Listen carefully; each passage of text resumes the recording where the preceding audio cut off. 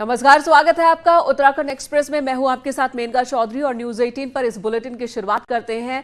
News 18 की खबर का एक बार फिर जोरदार असर वाली खबर के साथ। मॉनिटर लिजार्ड यानी कि गोह की तस्करी के जिस आरोपी को फॉरेस्ट डिपार्टमेंट ने पिछले 6 महीने से गिरफ्तार करने की कोशिश लगातार कर रहा था, न्यूज 18 पर मॉनिटर लिजार्ड का शिकार करने वाला सतीश नाथ का वीडियो दिखाए जाने के बाद फॉरेस्ट चीफ जयराम ने खबर का संज्ञान लिया और सतीश नाथ की गिरफ्तारी की गई है।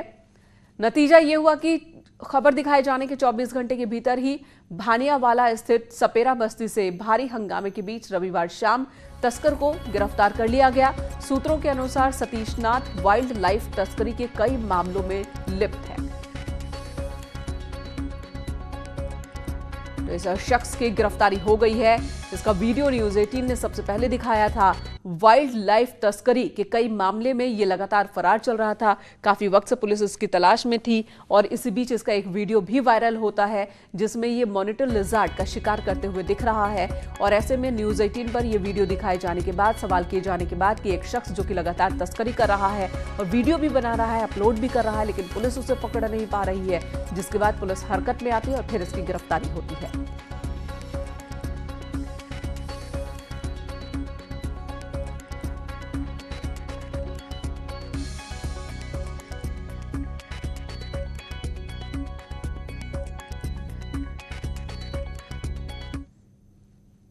और अब बात बारिश की करते हैं, जो कि उत्तराखंड के लोगों के लिए लगातार आफत बनी हुई है। 13 अगस्त तक भारी बारिश का अलर्ट एक बार फिर से जारी किया गया है। पहाड़ से लेकर मैदान तक कई इलाकों में भारी बारिश होगी। प्रदेश के कई इलाकों में रात से ही बारिश जारी है। बारिश और भूस्खलन की वजह से 116 सड़कें बंद है। इस वक्त 13 अगस्त तक प्रदेश में बारिश का अलर्ट जारी किया गया है, फोरकास्ट किया गया है और यही वजह है कि लोगों की समस्या और बढ़ गई है। इनका कहना है कि लगातार बारिश हो रही है और अभी ही इनकी हालत बहुत खराब है और ऐसे में आगे क्या इंतजाम, किस तरह के हालात बनेंगे, इसे लेकर सबकी बेचैनी बढ़ी हुई है।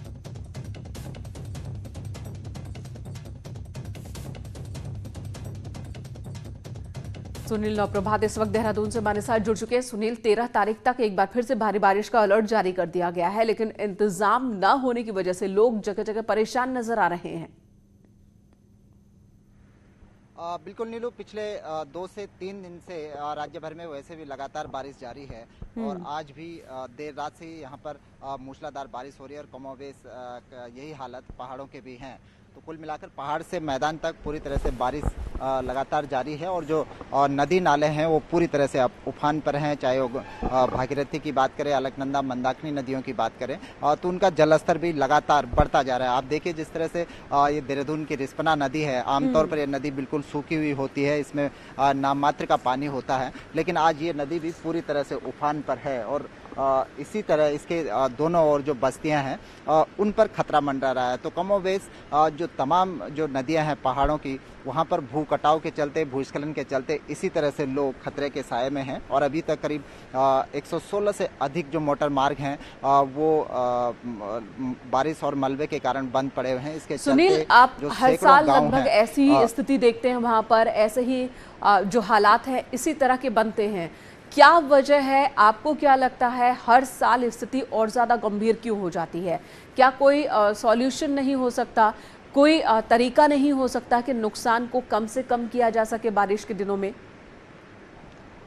देखिए नीलू, एक तो बड़ी बात यह है कि ये पहाड़ की विषम भौगोलिक परिस्थितियां भी हैं कि बारिश होती है, यहाँ पर लैंडस्लाइड की घटनाएं बढ़ जाती हैं, लेकिन दूसरी ओर कहीं ना कहीं हम देखते हैं कि इसमें विभागीय लापरवाही भी बड़े पैमाने पर होती है। जिस तरह से कि जो नेशनल हाईवे हैं या स्टेट हाईवे हैं उन पर जो लैंडस्लाइड जोन है, सालों के बाद भी उनका ट्रीटमेंट नहीं किया गया। चाहे वो लामबगढ़ लैंडस्लाइड की बात करें जो बिल्कुल नासूर बना हुआ है, या फिर यमुनोत्री हाईवे पर हम डाबरकोट की बात करें, वहाँ पर लगातार पिछले कई सालों से लैंडस्लाइड हो रहा है और अक्सर देखने में आता है कि यहाँ पर हफ्ते हफ्ते तक जो रोड कनेक्टिविटी है वो ठप पड़ जाती है, लेकिन इन क्षेत्रों का आज तक कोई ठोस यहाँ पर ट्रीटमेंट नहीं हो पाया है और कमोबेश यही हालात अन्य सड़कों के भी हैं, जिसके चलते खासकर इस कोरोना काल में लोग एक और कोरोना के संक्रमण से जूझ रहे हैं तो दूसरी ओर रोड कनेक्टिविटी ठप हो जाने से, पुलों के टूट जाने और ये दोहरी नहीं तिहरी आफत हो जाती है बारिश के दिनों में पहाड़ के लोगों के लिए खासकर। धन्यवाद इस वक्त सुनील पूरी जानकारी देने के लिए। इधर रामनगर में भारी बारिश के बाद बरसाती नाले उफान पर हैं पाटकोट के पास देर शाम भारी बारिश की वजह से नाला उफान पर आ गया और सड़क के ऊपर से बह रहा था। इस दौरान एक बाइक सवार ने अपनी बाइक ले जाने की कोशिश की, लेकिन वो फंस गया। बाइक सवार ने जैसे ही बाइक पानी के अंदर डाला, बाइक पानी में बहने लगी और जिसके बाद बाइक सवार भी गिर गया। हालांकि तुरंत वहां जो लोग मौजूद थे वो बाइक सवार तक पहुंचते हैं, उसकी मदद करते हैं। बमुश्किल उसे बचाया जाता है। ये तस्वीरें देखिए। पानी का बहाव इतना तेज, पानी की गहराई बहुत ज्यादा यहां नहीं है, लेकिन बहाव इतना तेज है कि वहां पर बाइक निकालने की कोशिश में ये युवक, पहले तो बाइक बहती है और फिर खुद भी बहने ही वाला होता है कि किसी तरह से बमुश्किल इसे बचाया जाता है। रामनगर में ही NH 309 पर भी नाला उफान पर आ गया, जिसकी वजह से NH तकरीबन 2 घंटे तक बाधित रहा। यहां 2 घंटे बाद बड़ी गाड़ियां निकल सकी, लेकिन छोटी गाड़ियों को निकालने के लिए काफी इंतजार करना पड़ा लोगों को। हालांकि पानी के बीच से भी कई लोग छोटी गाड़ियां लेकर निकलते दिखे। आप भी इन तस्वीरों में देख सकते हैं कि उफनते नाले को लोग खतरनाक तरीके से अपनी जान जोखिम में डालकर पार भी कर रहे हैं।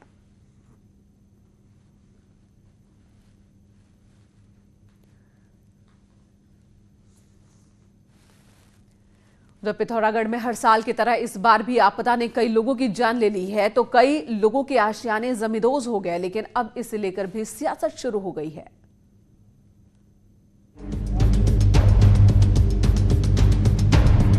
आसमानी आफत का जो खौफनाक मंजर पिथौरागढ़ के बॉर्डर इलाकों में दिखा, वो कई साल बाद देखने को मिला। लेकिन अब इस मुद्दे ने सियासी रंग ले लिया है। विपक्षी कांग्रेस के विधायक की माने तो बीजेपी सरकार लोगों को उन्हें जिताने का बदला प्रभावितों से ले रही है।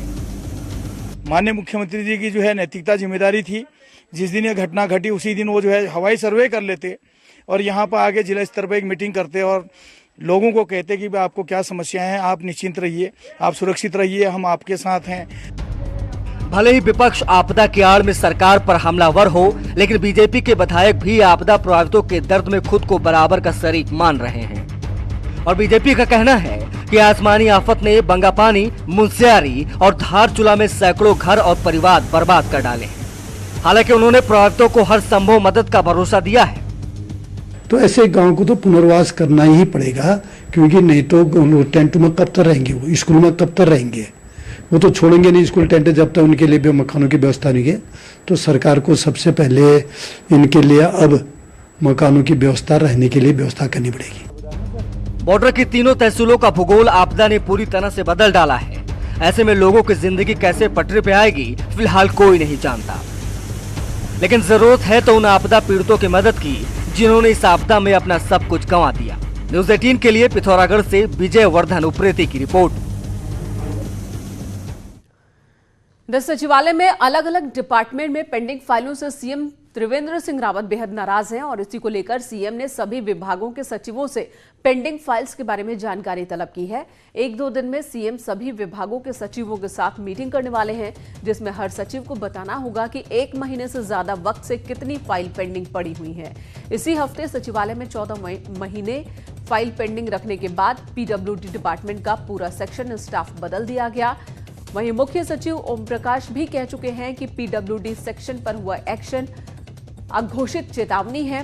सूत्रों के हवाले से खबर है कि सचिवालय में एक और सेक्शन की शिकायत मिली है, जहां पर जांच भी चल रही है। अगर आरोप सही पाए जाते हैं तो यहां भी इसी तरह की कार्रवाई हो सकती है।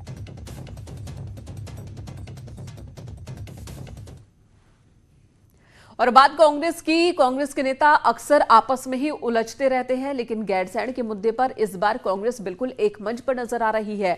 चाहे हरीश रावत हो या फिर इंदिरा हृदयेश, सभी नेता एक सुर में राज्य सरकार से गैरसैंण पर सवाल कर रहे हैं। हरीश रावत खुद गैरसैंण पहुंच गए।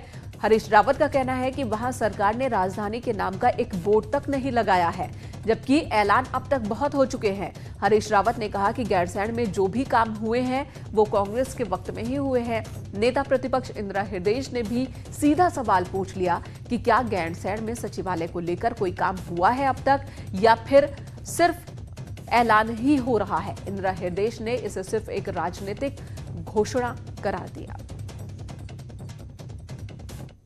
यहाँ सरकार को लाना तो एक तरफ रहा, उसका बोर्ड भी बना करके नहीं लगा पाई, जिससे आने जाने वाले को यह आभास हो कि गैरसैंण अब हमारी ग्रीष्मकालीन राजधानी है। क्या सचिवालय के बनाने की दिशा में कोई भी कदम उठाया गया? क्या वहाँ कोई सचिवालय है?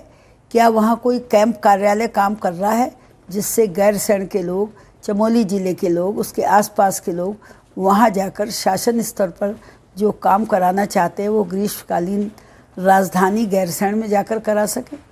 जब ऐसा सब कुछ नहीं है तो इसका मतलब है केवल राजनीतिक घोषणा है। पहले आपको याद होगा गैरसैंण में जब हरीश रावत ने मांग रखी थी कि शीतकालीन सत्र होना चाहिए, तब इंदिरा हृदय का जो नजरिया था वो अलग था, लेकिन आज कांग्रेस के सभी नेता एक सुर में बोल रहे हैं इस मुद्दे पर। न्यूज 18 की खबर का बड़ा असर कोविड फंड को लेकर अब बीजेपी अध्यक्ष बंशीधर ने 30% कटौती का लेटर विधानसभा अध्यक्ष को सौंप दिया है। साथ ही बीजेपी विधायकों की ओर से भी पूरा फंड देने का भरोसा दिया गया। असल में आरटीआई के जरिए यह खुलासा हुआ कि कैबिनेट के फैसले के बाद कांग्रेस के विधायक तो अपनी सैलरी का 30% हिस्सा कोविड फंड में दे रहे हैं, लेकिन बीजेपी अध्यक्ष समेत ज्यादातर बीजेपी विधायक ऐसा नहीं कर रहे थे, जिससे कांग्रेस एक बार फिर से बीजेपी पर हमलावर दिखी और अब बीजेपी के नेताओं ने भी 30% अपनी सैलरी का हिस्सा कोविड फंड में देने का फैसला किया है। उसी प्रकार से है जैसे एक व्यक्ति पाप करे और गंगा जी में स्नान करके अपने आप को पवित्र करने की कोशिश करे। आपको याद होगा कि पिछले माह तक भारतीय जनता पार्टी के नेता और आदरणीय बंशीधर भगत जी लगातार कांग्रेस को कोस रहे थे। बहुत से विधायक मैंने स्वयं 57,600 रुपये की मेरी उसमें कटौती होती है, लेकिन इसको राजनीतिक इशू नहीं बनाना चाहिए। और कांग्रेसी का बड़ा दिल है, तो मैं तो ये चाहूँगा कि 1 वर्ष के लिए कैबिनेट तय किया है, कांग्रेस के विधायक चाहे तो अगले वर्ष भी अपनी कटौती दे सकते हैं। और चलिए अब आपको रविवार का कोरोना अपडेट बता देते हैं। राज्य में 230 नए कोरोना केसेस सामने आए हैं रविवार को, जिसके बाद कुल केसेस की संख्या 9,632 हो गई है, जिनमें से 3,334 एक्टिव केस हैं और राज्य में कोरोना से अब तक 125 लोगों की जान चली गई है। कुल आए नए केस की अगर हम बात करें तो देहरादून में 34, हरिद्वार में 127 जो कि सबसे ज्यादा है, नैनीताल में 16 केस सामने आए, उधम सिंह नगर में 19, टिहरी में 11, चंपावत में 7 नए केस सामने आए। तो रविवार को रुद्रप्रयाग में 8, उत्तरकाशी में 4, पौड़ी में 3 और चमोली में 1 केस सामने आया।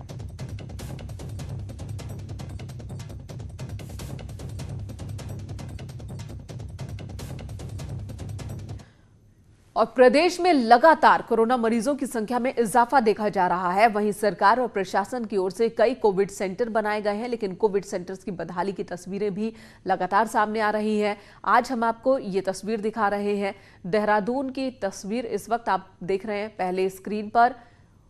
आयुर्वेदिक यूनिवर्सिटी हर्रावाला का है। तस्वीरों में भी आप देख सकते हैं कि कोविड सेंटर में जहां पेशेंट रह रहे हैं वहां हर तरफ गंदगी ही गंदगी है। गैलरी में एक कबूतर मरा हुआ पड़ा था, लेकिन इसकी सफाई तक नहीं हुई। दूसरी तस्वीर उत्तरकाशी की है, जहां पर JMVN गेस्ट हाउस को कोविड केयर सेंटर बनाया गया। बदइंतजामी की हालत यहां पर भी है और आलम ये कि कमरों में पर्दे तक नहीं है। यहां रहने वाली महिलाओं को भी परेशानी का सामना करना पड़ रहा है। डिस्पोजल आइटम के बजाय स्टील के बर्तन यहां पर रखे गए हैं। के बाद खबर देहरादून नगर निगम की, जिसने एक तरफ तो कोरोना को लेकर अपने हाथ पैर खड़े कर लिए हैं, तो दूसरी तरफ खुद का खजाना भरने के लिए महामारी काल में भी हाउस टैक्स वसूलने की तैयारी में है। इसका लोगों ने विरोध शुरू कर दिया है।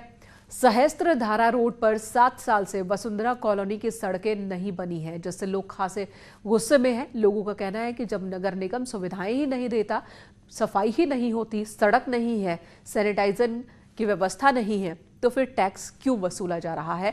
हालांकि निगम सुविधाएं नहीं होने का रोना रो रहा है। कर्मचारी नहीं आते हैं। सुबह सिर्फ नगर निगम की गाड़ी जो कूड़ा उठाने वाली वो आती है, लेकिन बाकी सफाई देखो कोई नहीं आता है।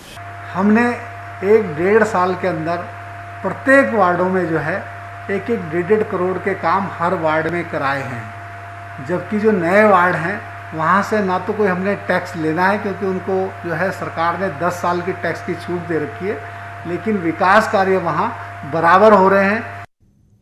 कोरोना काल में महानगरों से रिवर्स पलायन तो हुआ, लेकिन रोजगार की समस्या जस की तस बनी हुई है। स्वरोजगार के साथ स्किल के हिसाब से काम देने की जो योजना बनी है, उसकी हकीकत क्या है वो आपको दिखाते हैं।